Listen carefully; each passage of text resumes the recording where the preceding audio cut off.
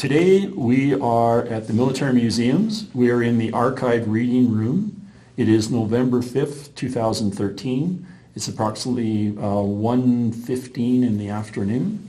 The interviewer is James Baldwin. Ian Watson is interviewer and on camera. And today we are interviewing Ray Gilbert. Ray is a World War II veteran. He was with the 14th Armored Tank Regiment called the Calgary Tanks. He was at Dieppe and went on to be a prisoner of war. We're just going to start off here, Ray, by just asking you if you could give us your full name and maybe a little bit about where you were born and where you were raised. If you are ready, I am.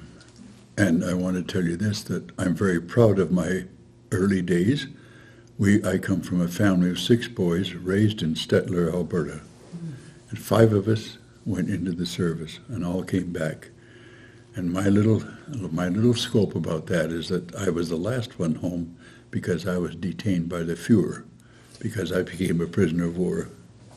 However, we had a business and we called it in those days a draying business. And we used horses and wagons and also in the winter we had cutters and different things like this. And we had a contract to the federal government to move the mail from station at railway to the post office in that local, and there was 3 trains a day came in and out of that little town at that time in space. And so we grew up this way, and we all had our jobs to do. And as each one moved out, got married, or started another life, the next one took over the job of looking after the family. Well, it just so happened that when my turn came, and I was 4th in line from the top, I said, well, it's an opportunity here. So then I did work quite a bit. I became a butcher boy, one of those crazy things too, which was prevalent in those days. That someone helped, as I called it, to move the offal, which the offal is the contains of a animal off a loading bench or a loading thing after it's been slaughtered. So that was just an expression. I didn't really do that much. But I enjoyed that, and I enjoyed my life there. It was very good. People were very friendly, and they got to know us as a family, and we made all kinds of inroads as such. That's good. The name of the town is, what's the name of the town? Stettler, Alberta. Stettler, Alberta. Did you live right in the town? Yes, we lived in the town, on sort of on the edge, and we had a little barn to look after the animals, and we rode the animals on Sundays. That's all the time we had for that. But my folks, my dad's people, lived on a farm at Erskine, Alberta, which is just out of Stettler on Highway 12. And we used to go there in the summers. And I always liked to be a cowboy because we had an uncle who was he was so good on a horseback, you couldn't believe it. So these are the memories that come back from that. So when the war's getting close or breaking out, how do you join up, or do you belong to a militia group or anything like that? How we started that was we were in a non-permanent militia unit, and I was probably around 16 thereabouts, or 15 and a half. I don't recollect the exact age, and then our job then was to learn about the Army, and we had people come out from Calgary from that regiment, which was being formed to develop yourself into and be a soldier. And we even spent time at Sarcy and that was a famous place there. And you'll see still the lettering above that, and the place now known as West Hills. West Hills, yes, which is not too far from where I still live, which is at 2632 35th Street Southwest in Killarney. So do you recall signing up? Were your parents very happy about that? Actually, we were all so hepped up about it. I mean, they and we volunteered, which was something that was happening in early stages of the war. And it was an opportunity for maybe a little bit of adventure, and also because we're part of the Commonwealth, the Queen was on top of things at that time, and so therefore it was something that we could offer, and I felt quite good about it. And I loved going over to England and did all the things on there that you were allowed to do besides your training, and I made a lot of good friends. I even sang in pubs because I still like to sing, you see. And I go to Scotland, and those people there, where they'd be singing their Gaelic song, and I'd come back with, "Mammy, how I love you," stuff like this. It was a kind of a fun thing in its way. Sure, you're away from home, but so you made the best of it. Just going back to Canada a little bit, did you receive that much training here? Do you recall how long you would have trained here in Canada? It wasn't very long, and it happened, most of it, in Camp Borden. And we weren't there very long before we were overseas because we didn't have tanks. We didn't have very much equipment. In those days, it just wasn't there. So a lot of the training took place in England, and rightfully so.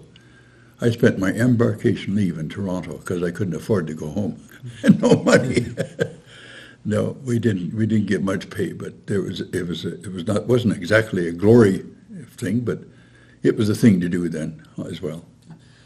Do you remember anything about going over on the ships? Like, were you in a convoy or? Yes, we were in a convoy, and we were on a big ship, and our group were kept down in the hold of the vessel, and we used hammocks, and the hammocks were swung over the tables, which we ate off the next day. That's how close we were to that, and the food wasn't the greatest, but hey, we got by with it. But we knew that had quite a voyage. It was quite a voyage, and we had to be careful of the depth charges because they were dropping them around there because of U-boats that were coming, and the destroyers and so on, or the cover people that were trying to look after us. We weren't out there very long, but they were back, so we were on our own then. So that was a little scary, but on the other hand, it's the craziest thing. They had roulette tables and everything going on the deck of this ship. So every day, people were spending their little bit of money on this crazy thing. But it was to keep the guys occupied, and I'm sure of it now. I mean, it was a thing to do. Otherwise, you go a little bit hairy watching the water. Most of the guys on the ship, do you know them? Have they kept you guys together from, say, Stettler, or is it everyone there? Or? Well, we have tried through a sort of social committee, I would call it that, and we have been doing remembrances in a place called Olds, Alberta, to designate or keep the units, the people that remain together. And we've succeeded up to about now, but it's getting very tough. So there's a thought about resorting to the regiment, and on their particular day, the regiment as it is now, the reserve regiment, and using that as the remembrance time, and have a big lunch and get everybody together that's left. There are very few. I've been part of that committee. Okay. Thanks. So when you arrive in England, do you remember where you docked, or what camp you went to? We docked and we came into Gilbert, Scotland, and from there we were by train down to Surrey, and a place called it was near Hindhead. That's how there's a Grey Shot, and there was the Grey Shot Hall. That's where our first area was, and then we did a lot of exercises there as much as we could. We didn't have very much equipment to go with.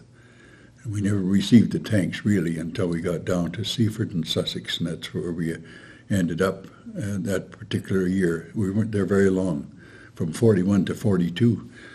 It's not too long to be in the service and having had the teaching that we had and to man that particular battle. So do you remember when you first got tanks? Can you remember?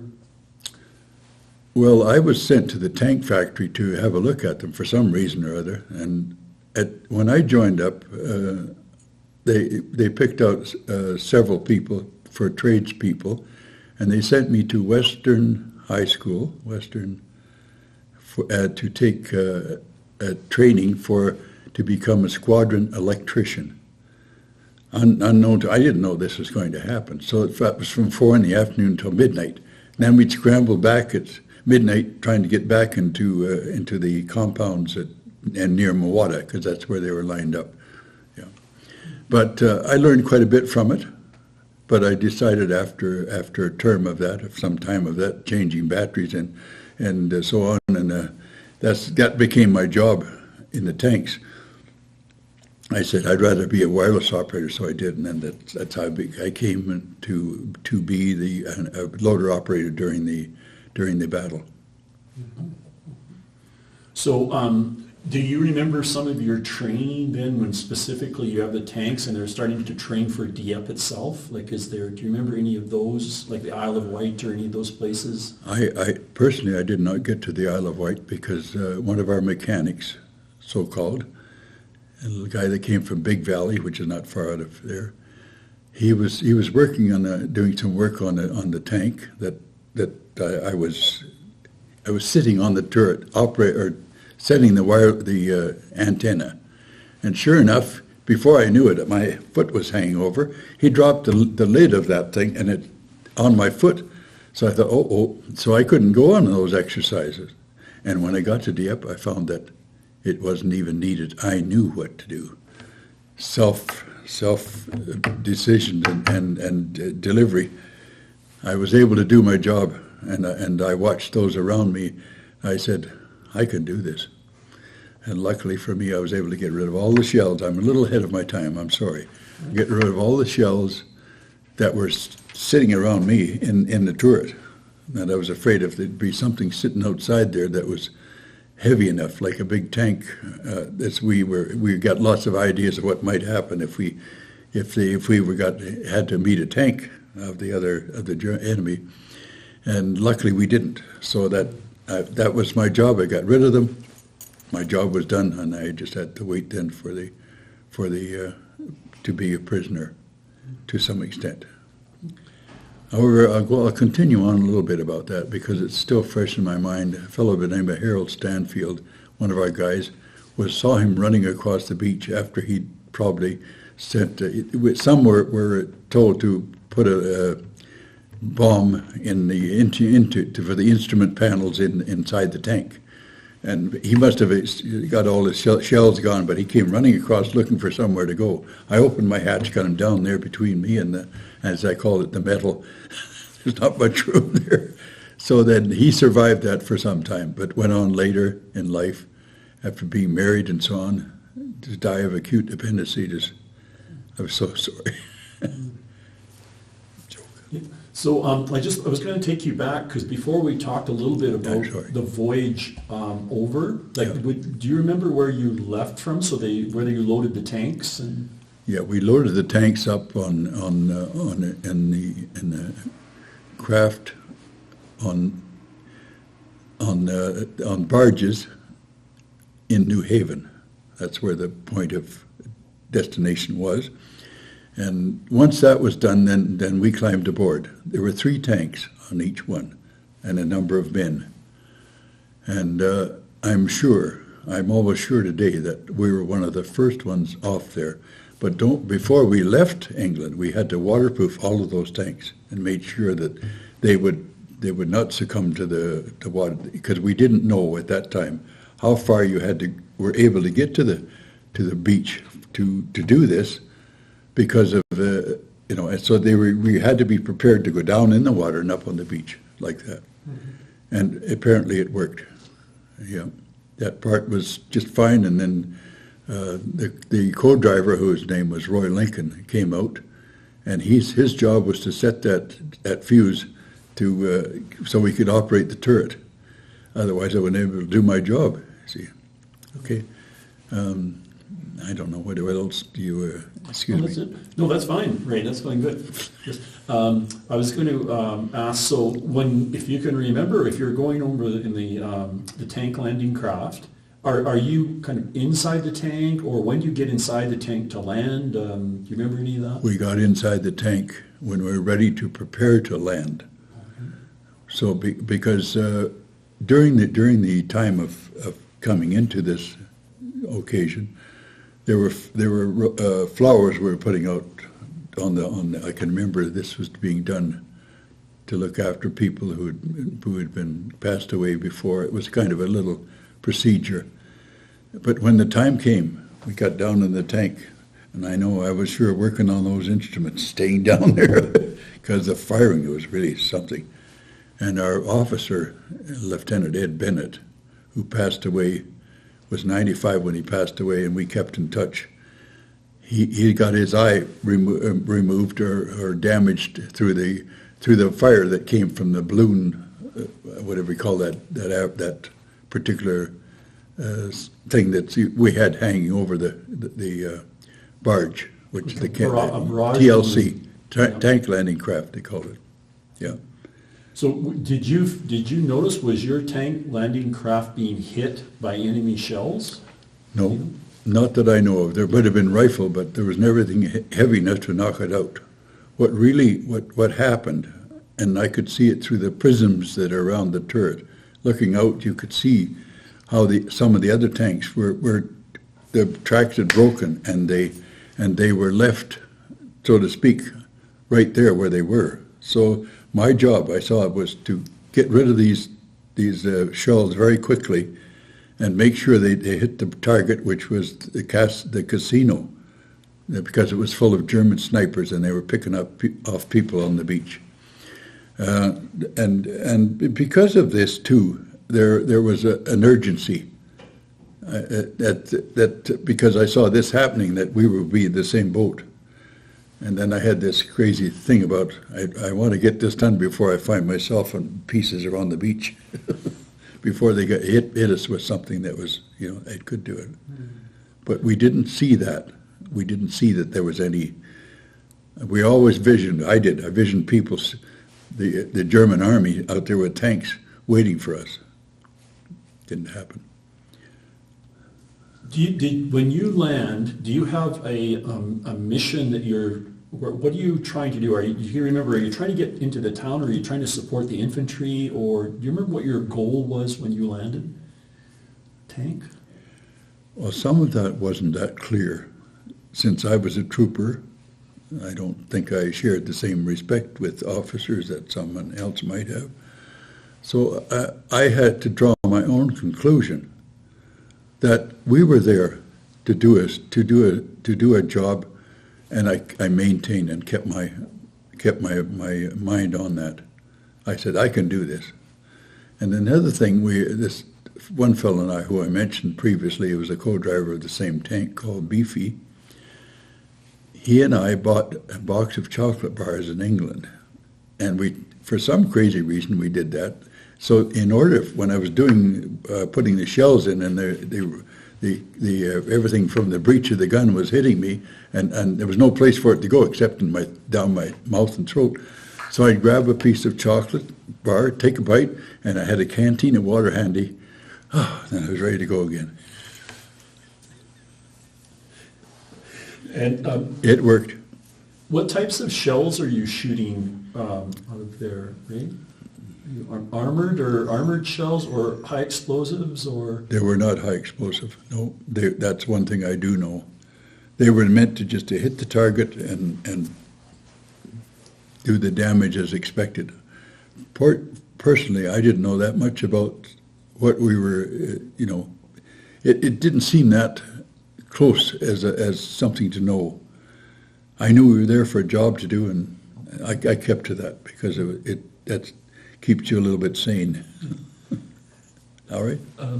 I asked you this before about, what was it like inside the tank? Was it dark, or was it light, or can you hear any shells bouncing off the tank, or is there noise, or? The only noise we heard was generally the explosives of the guns that were shooting at us. And there was a big mounted outlet just at on the beachhead there. So we got as far as we could without and had the range so we could get rid of those. And that primarily was what we were after doing. And after a while we saw that we couldn't get any further than the beach, that we could not get into the town at all. It was not meant to be. We couldn't do it. Some of the Saskatchewan, South Saskatchewan Regiment got in there, and there's memorials and things set up for them, as I discovered after going back to visit there. Yeah, that they were one of the few. Yeah. So do you recall going towards the casino and and you're using the gun to shoot at the casino? Is that what you're doing at the time? Yes. Mm-hmm. And that's about all we were, since that was our focus, we kept to it. Was there any other things you described, the event where the other tank man came running in, you kind of almost saved his life by opening up and letting him in. Can you recall any other events that would have happened? No, that was a primary one. There was a call to throw a bomb in, and as I said, do the instrument panels, and because of the danger of it being picked up by the German, and so on. And that's about as far as that particular area can go, because you were so bent on doing your getting, and you had to be focused for it, because otherwise it wouldn't have happened.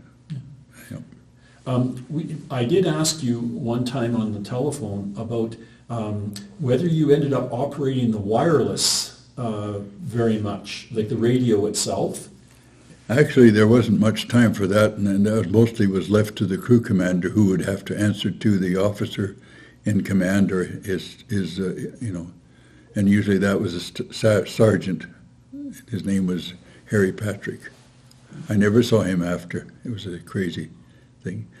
It took a lot of years, and then, of course, when you learn somebody's passed away, then it's hard to stay in touch. But we've tried over the time. I've been trying very hard to stay in touch with people and families, just like everyone else is for us. So do you get some notice that there's an evacuation, or you're going to, how do you know that the fighting's ending and that you're going to have to surrender? How does that happen? How does the surrender happen, or when you surrender? Well, it has to come through your crew commander. Even though we had the radio there, I wasn't operating it because I didn't see any point in it. We would hear through that, through the commander, the crew commander, and his officer, and when all the different Army, Navy, and Air Force got together on it and finally said, well, there's nothing more we can do. I presume that's what was said, and then there came the order to surrender, and we had no option. And we had to get out of our tank and walk up on the beach. So I was one of those few that walked up, and my fellow taking me prisoner was pretty excited. All right, and I had we had small arms like a revolver around our waist, and he told me in German to drop my gun, and I had no idea what he was talking about. But I said, maybe I should do that, and I touched my forehead and see if the little thing working up there. Then I threw it in the sand. And then he started to relax a little bit.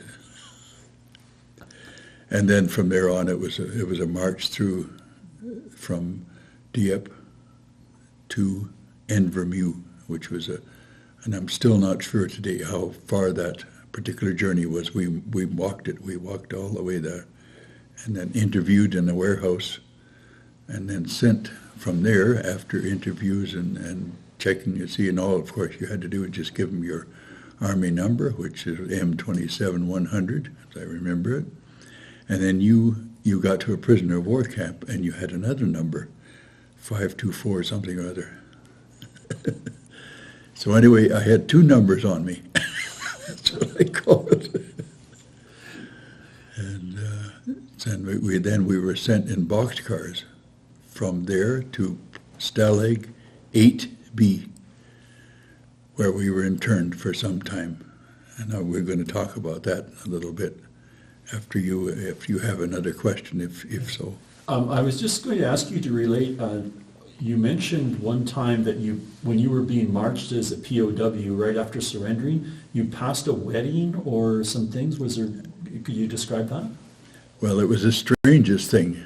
While we were marching, the French people were putting water by the road and throwing us some fruit, various things. And all of a sudden, we see this wedding party, and we think that the best man of the wedding party saw this one of our fellows walking without shoes. And apparently, the story is that he gave that man his shoes. I don't know how. I believe it is, because those guys came out of there, someone with hardly any clothing, et cetera, from the battle. Yeah. And it was quite a ways, and it was getting pretty tough, but you had to think, I can do this. As I said, I'm sorry, but I don't want to keep repeating that, but you have to focus yourself on what's happening right at that moment. Yeah. And you're not wounded at this time at all, No. are you, Ray? No. I did not get wounded. I suffered a nervous breakdown as an aftermath before I left Germany, but that was it. So do you remember the attitude of the Germans from the point of view of being captured to when you get to the prisoner of war camp? Is there any attitude? One of the things they said was, well, your war is over. But I knew there was another war coming, that was staying alive as a prisoner. Mm. And I focused on that for sure after that. And I could see some moments in time when, you could think things out. But for most of it, it was just being able to live. Rations were, without those parcels, we'd have starved, there's no doubt. And I always tell this little story, I'm sorry, we had potatoes about 3 of this size, a piece of black bread like that, a cup of mint tea, and some soup that you wanted to give. You wouldn't even give that to your child or anybody. That was a ration for the day until we got the Red Cross parcels, and they tried to keep us down long enough so that they figured it was easier to manage. So that we got the parcels finally, and then the nutrients from that helped to take care of our body then to some extent. But we did exercise. We'd walk around the compound, and you had to be aware that you had to do something. And you can't mope around like a little kid and say, oh, gee, it's too bad I'm here. No time for that. So are you getting to Stalag 8, which is near Lansdorf, I understand? Yes. Are you getting there by train? Is that yes, we were put. Well, we went in boxcars.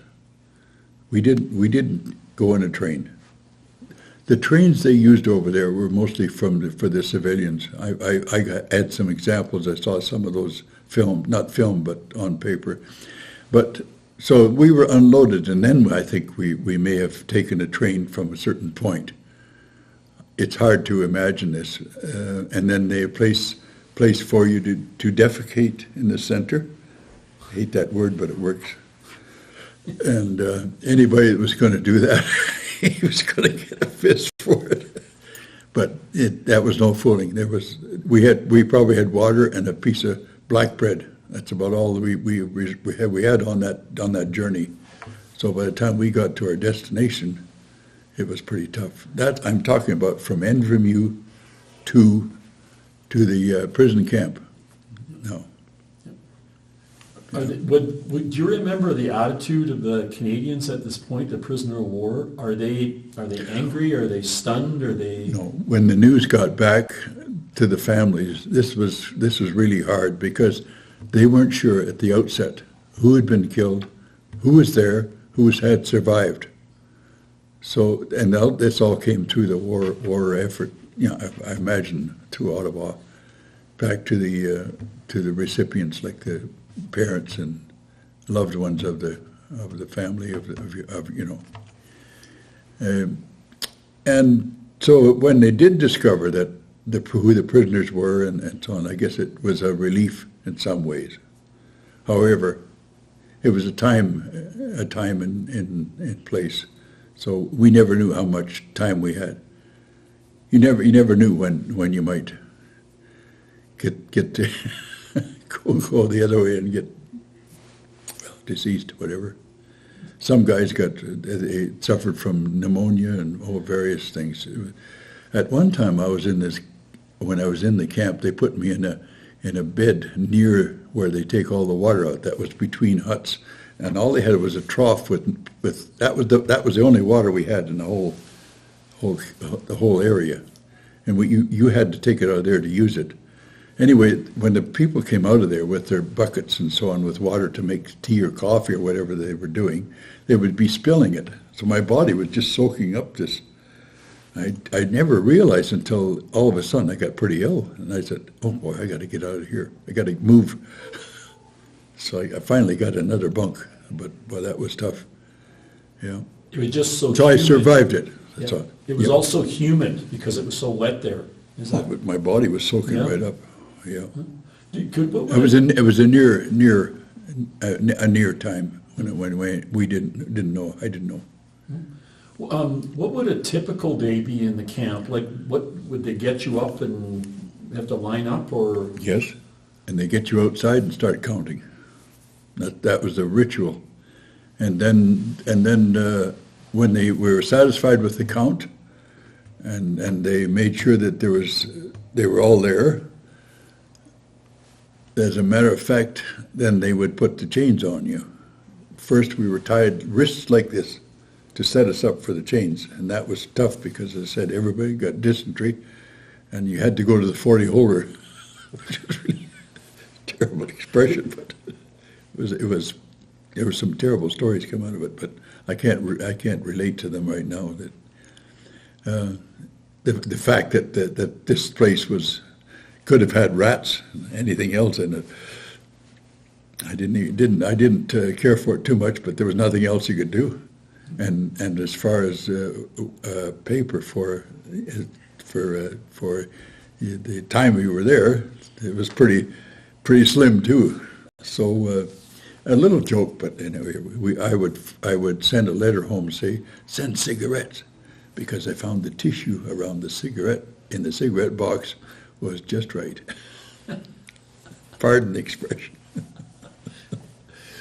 So you got a few little things that you talk about because they were something else.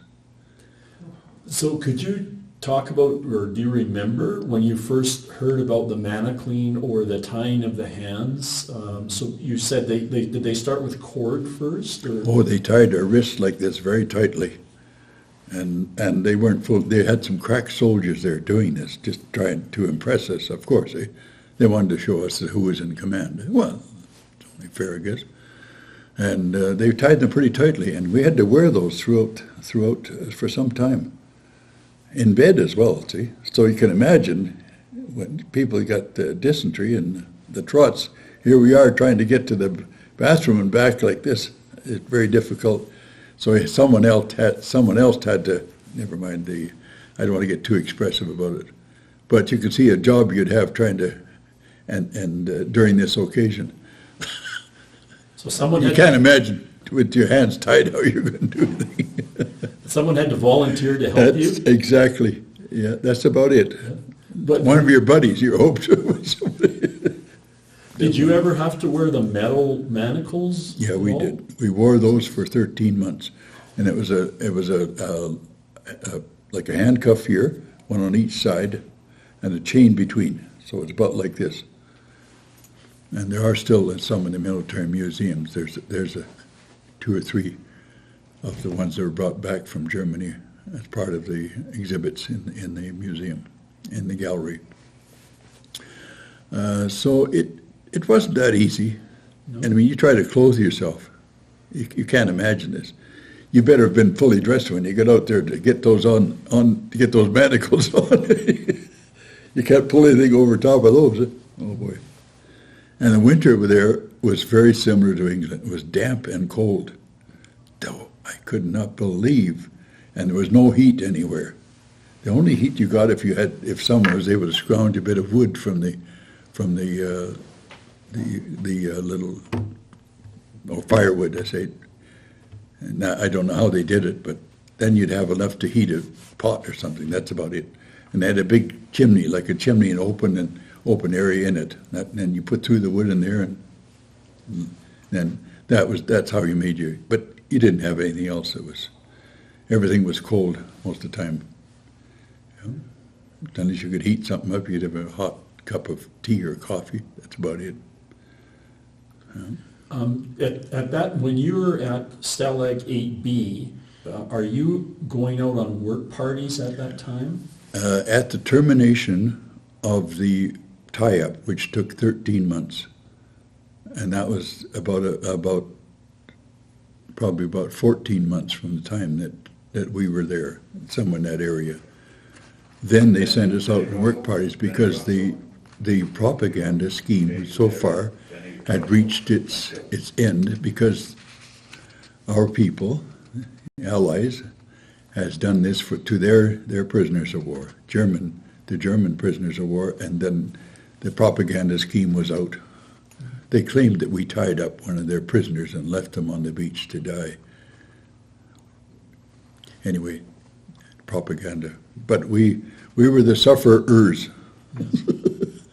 We bore the brunt of it. Okay. So there isn't much. You are not doing very much in relation to work parties when you're at the first camp. Then? No, we could not. It wouldn't even allow us out of the compound. Never mind. We were stayed in it. But there was a human thing happened during that time. They brought in an escape committee in this building that we were in, and forthwith a tunnel was built, two beds from under the concrete out to the only wooded area in the camp, and that was just outside of our hut, past I call it the palisade, the fence.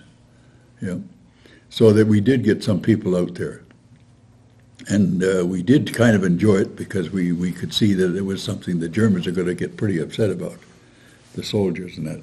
So then we just sort of, we'd take the soil from there, walk it around the compound, and then in the spring, this was going on for a while, we asked for rigs. See, they liked all that idea that we were trying to dress it up for the Red Cross or the International Red Cross people. We'd draw it all down across, so it would scatter. We'd take it out in our pants and whatever means we had, dump it. Where else would it go? They had to get it somewhere out of there. It had to be every morning. There was no evidence. That was all covered up, probably with a bed or something else, you see. So they did get away with it for quite a while. Yeah, I can't tell you exactly how long because it just became routine after a while. See this? Did someone actually escape? Oh yes, yeah. There was quite a few, but I had no record of numbers or anything. Sure. It wasn't my business, and you had to keep yourself without knowing in case one of your inactive prisoners who could have been of German descent was in there and you didn't know about it. This is what they're afraid of. Was there an informer? Was there punishment? Do you remember if you guys were punished because someone escaped after? No, not well. They could say, well, we won't bring the food for a while or something like that. But it wasn't physical. Not to that extent. No. If someone escaped and they caught him, then they put him in a little hoosegow for a while. They cut the water down, the food, and a little bit of just as a warning. I never heard of anybody getting killed from it. Not in my time, anyway. So were you able to write back and forth?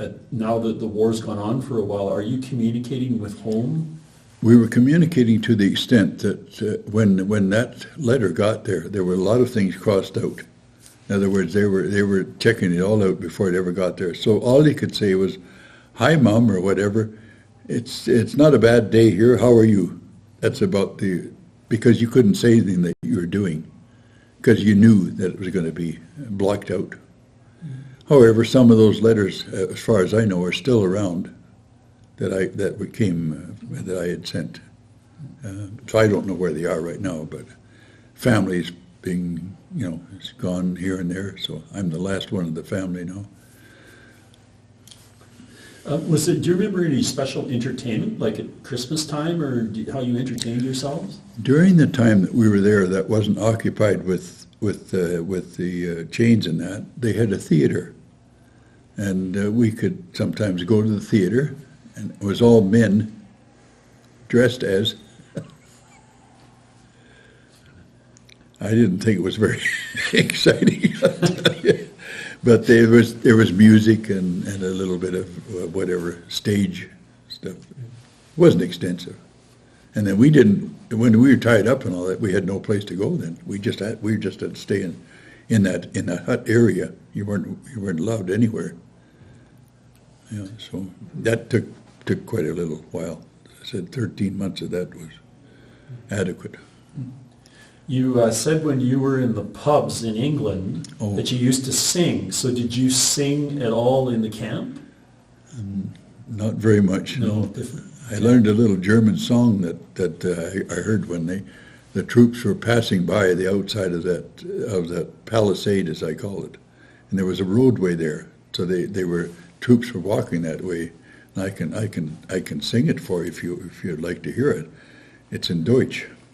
Es geht alles vorüber, es geht alles vorbei, noch eins in September, noch wieder ein Mai. And the way I explain it, it just is, well, this is doesn't matter what day or month it is. Everything goes along the same. It's just a little marching song. I picked it up and I was able to relate it. Did you ever see any civilian or Jewish type of work groups when you were in that area? No. We did not. We would go out on a work party. This was after the chain-up. They sent us out on work parties. The first one I was on was a wood party, and we had a double-bladed axe over on our shoulders, marching out to this location to cut timber for mine props. That's what they had us do. And there may have been 15 or 20 of us, maybe 15 or 17 guys on that we were from all over the province, from different regiments and everything, different, across Canada as prisoners.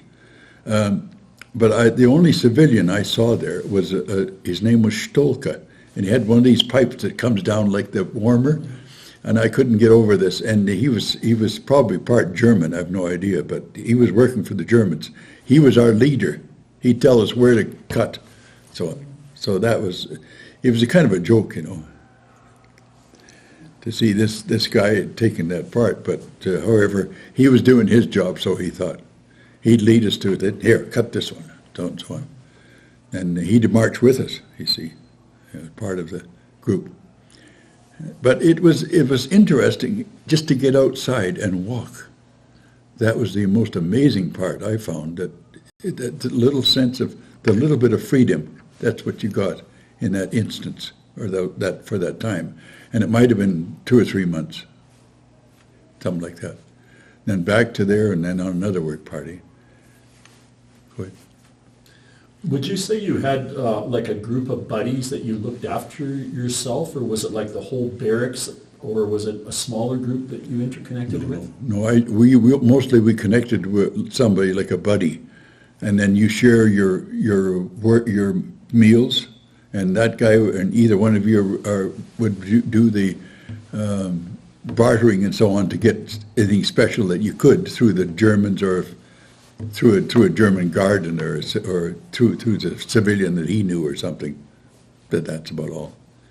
We knew each other to a point that we'd gone to school together in some instances, So that was part of your buddy system, and it came sort of prevalent through the top part of that there's somebody and I met all kinds of people there, and what was nice in a way that the Prime Minister of Canada at that time gave us a logbook. And a lot of people used that logbook to relate their experience, and some had photographs and so on of their time there. I had a little bit, but I didn't do it extensively. I've got quotations from Jewish prisoners, from all kinds of that were in the same camp, and I've got written in their language. There's some stories. It's kind of nice to have, yeah. I got some pictures that I had from England in there as well. Yeah, it was just an occupational thing. Kind of nice, though, so that you could relate a little about what you've done. And I have a copy of a Pfennig, which is Deutsch money, a little strip of paper like this. We were given money in there if we worked. I can't imagine this. We couldn't buy anything. Ridiculous. Must have been part of the Prisoner of War Association thing. I still have a couple of copies, so I kept that back. And I still have my pay book. And it states my will in there, and so on. The will is all of this, whatever was left of my estate to my mother and all of these things. I still have that. Yeah. I managed to keep that, and I don't know how come, because I had a kit bag full of things that we collected through being in a prisoner of war in that area. And so for some reason or other, that kit bag went astray. Never saw it again. Various things.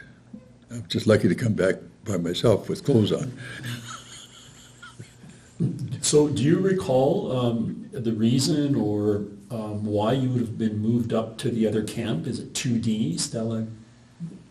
Well, that's the reason for that is because I was on another work party after the one I told you about, and they called me a Vertrauensman. They wanted me to tell my guys what to do on the work party.